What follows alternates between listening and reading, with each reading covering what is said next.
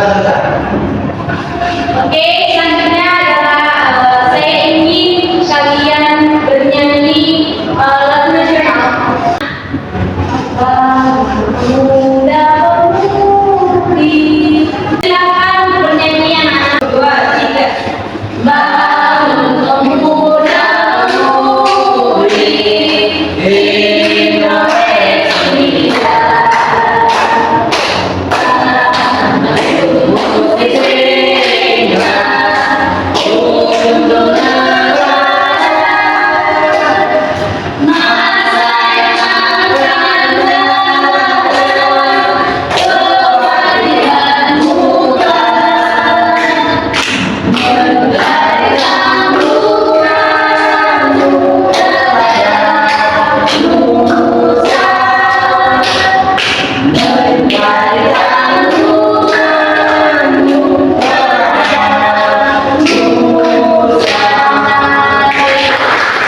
Oke, sebelum kita memulai pelajaran pada pagi hari ini, saya ingin mengabsen terlebih dahulu.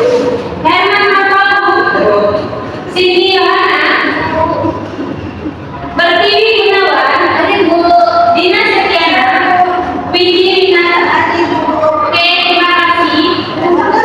Yohana Ikhlasina Bapak. Kelas 11 IPS 1. Oke,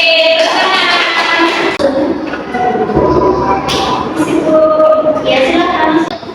Oke, baik anak-anak, kali ini materi yang akan kita pelajari adalah sistem kerja paksa pemerintahan Dendel.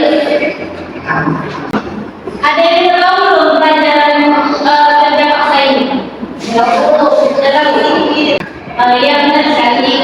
Seperti yang kalian ketahui bahwa kerja paksa ini merupakan suatu bentuk penindasan terhadap orang pribumi yang bekerja tapi tidak diberi upah. Nah, siapa ini yang kalian tahu? No, dia adalah Napoleon Bonaparte. Oh, ini Bonaparte. Wah, bukan. Presiden. Oke. Sistem kerja paksa ini ada pada tahun 1808 sampai 1811 yang dipelopori oleh Dendels. Nih, di Dendels. Saya tahu nggak nama panjangnya siapa? Herman William Dendels. Siapa? Herman William Dendels merupakan gubernur jenderal pada abad ke-19 sampai 20. Tepatnya pada tahun 1808 sampai 1811. Nah, kebijakan Dendels ini ada di bidang ekonomi, ada di bidang militer. Di bidang ekonomi ini Dendels memperlakukan uang kertas, membentuk Dewan Pengawas Keuangan, memperbaiki gaji pegawai, menjual aset tanah kepada pihak swasta, dan menarik pajak kepada penguasa swasta. Oke, kalian perhatiin baik-baik ya, karena di sini kan tadi saya bilang bahwa saya akan memberikan tulis dan itu perhatian. Terus bidang militer itu ada membangun benteng-benteng pertahanan. Yang kedua itu menambah jumlah pasukan dari 3.000 menjadi 20.000 orang. Selanjutnya membangun jalan Roswell atau jalan raya pos atau yang lebih dikenal dengan jalan Anyar Tangga. Dan selanjutnya ini membangun armada militer di ujung kulon, Merak, dan Surabaya. Kebijakan Dendels selanjutnya itu pada bidang hukum dan peradilan. Yang pertama, membagi peradilan dalam 3 kasta, yaitu Eropa, Timur Asing, dan pribumi. Yang kedua, memberantas korupsi. Selanjutnya ada di bidang pemerintahan, memindahkan pusat pemerintahan dari Batavia ke Belgrade.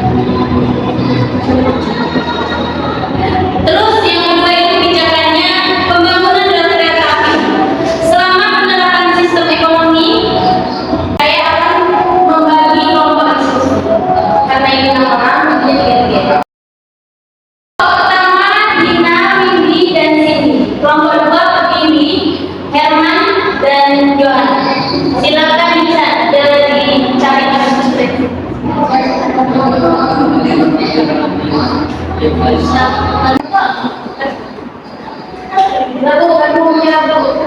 Nomor 1 dulu. Iya tuh.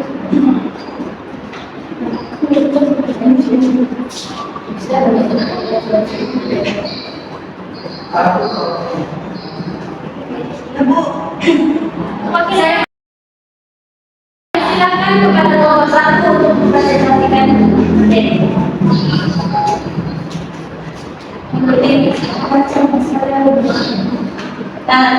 Ini Jadi kami dari kelompok 1 ingin mempresentasikan atau menjawab dari pertanyaan yang ada di PPT.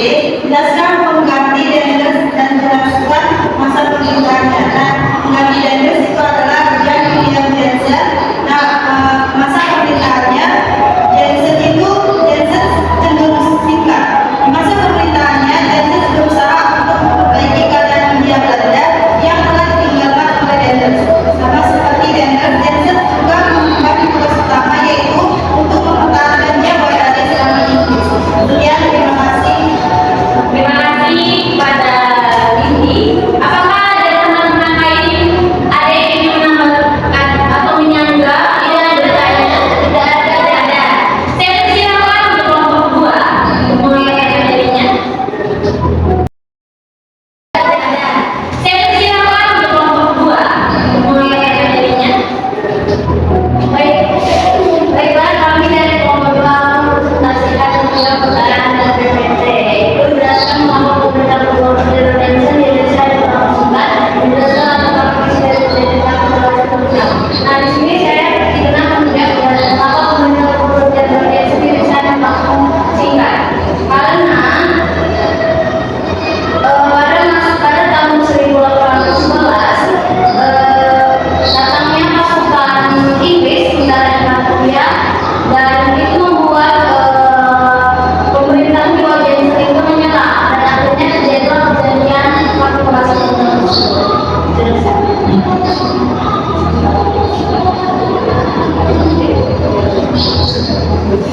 Baik, saya akan menjelaskan makna dari isi dan perjanjian kapitulasi kita, yaitu kekalahan tentang Belanda dari kedua Inggris di tahun 1911, yang mana keputusan TOC membuat Fungsi Dagang Belanda tersebut dihapus pada tahun 1919. Sekian. Sekian dari jawaban terima kasih. Terima kasih saya ucapkan kepada kalian. Oke,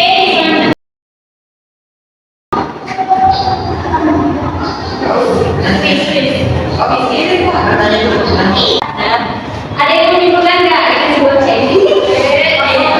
Silakan.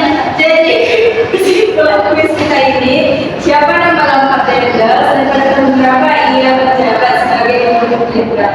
Dan nama aslinya nama lengkapnya itu Herman William Dendels. Dia menjabat dari tahun 1811. Nah, beberapa kebijakan sosial yang dibuat adalah membangun benteng pertahanan, membangun jalan aneh pos tatarukan.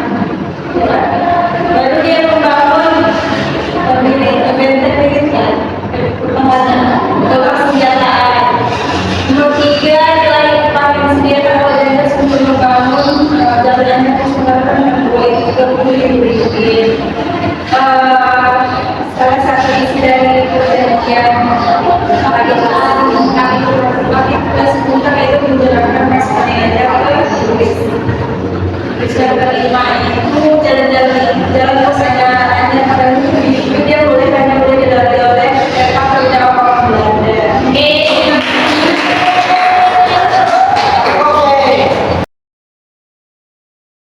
Kesimpulannya